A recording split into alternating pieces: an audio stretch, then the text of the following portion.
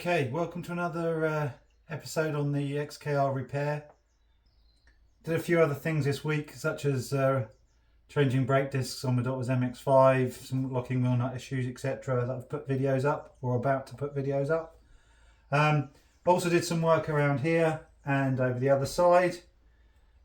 Yeah, I also went to the classic car show, restoration show, up at the NEC in Birmingham. I didn't video anything up there, but yeah, it was good. Got some bits that I needed. I'll show you a brief overview what I purchased from there, and then we'll get on with things. Okay, just thought I'd briefly show you some of the things I picked up this weekend. I went to the Practical Classics car restoration show. Pretty good shows, lots of things to see, and there were some quite good talks and things. The most important thing I brought back was the riv nut tool. Got all the mandrels for the different sizes, a tool. It's quite a beefy one, so quite happy with that. Some more flapper wheels and some panel cleaner or brake cleaner type stuff. Yeah, it's quite good. A few other little bits and pieces that I got. I broke the, there was a T-piece in the squirter pipe when I was taking that assembly apart, and that snapped. You know, plastic as it gets aged just breaks. So just purchased one of those. So yeah, all good.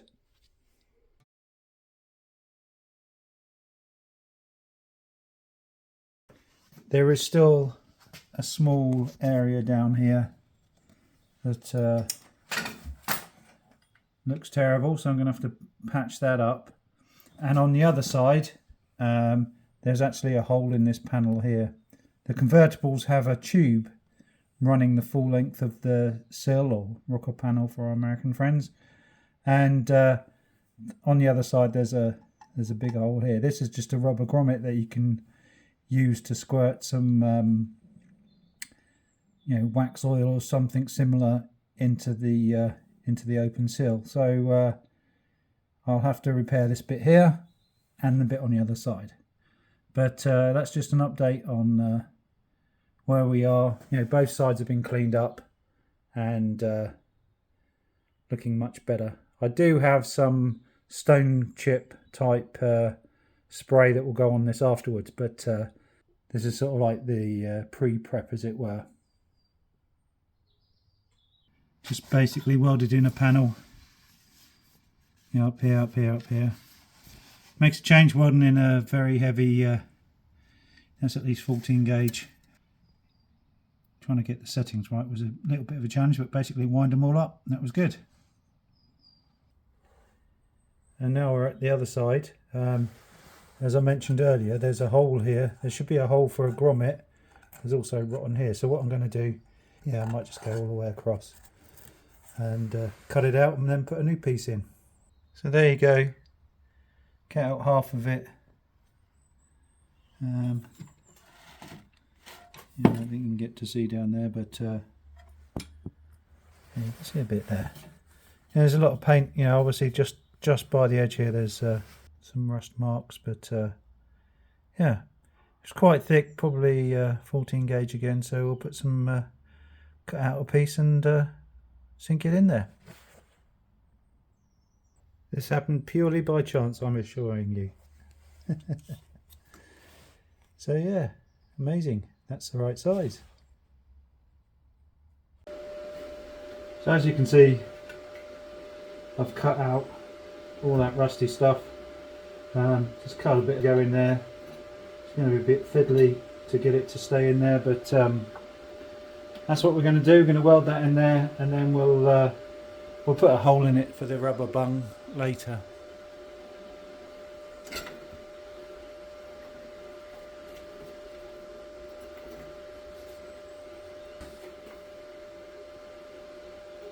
Okay.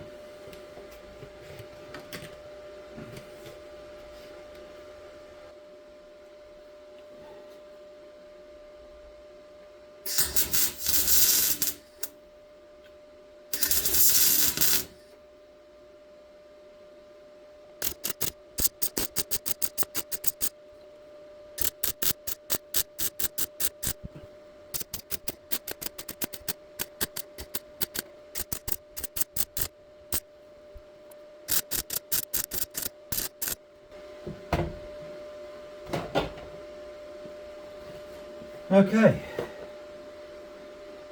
it's a bit dirty and mucky, but it'll clean up, I'm sure.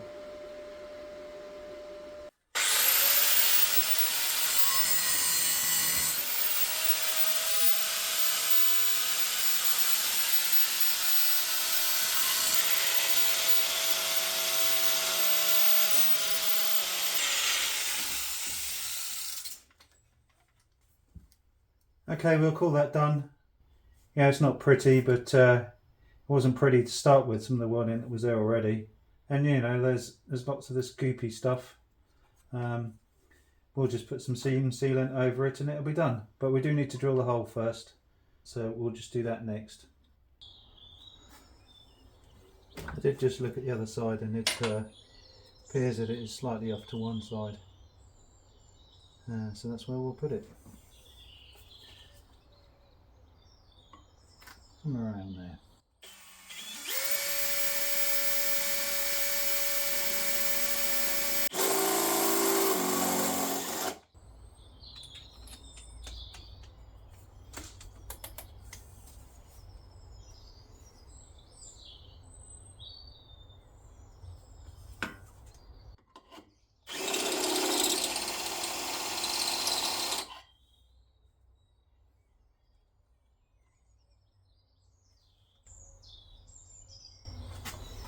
A little bit more.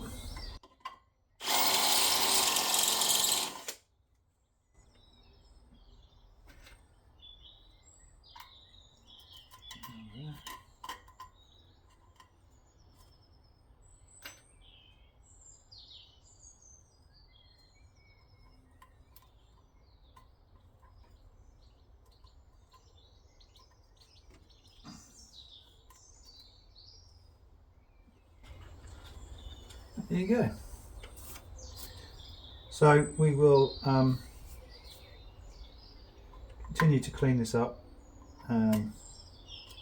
put some paint on it, and yeah, I think first I'll put some seam sealer in here, across there, then we'll put some paint on it, and then yeah, then we'll call it a day.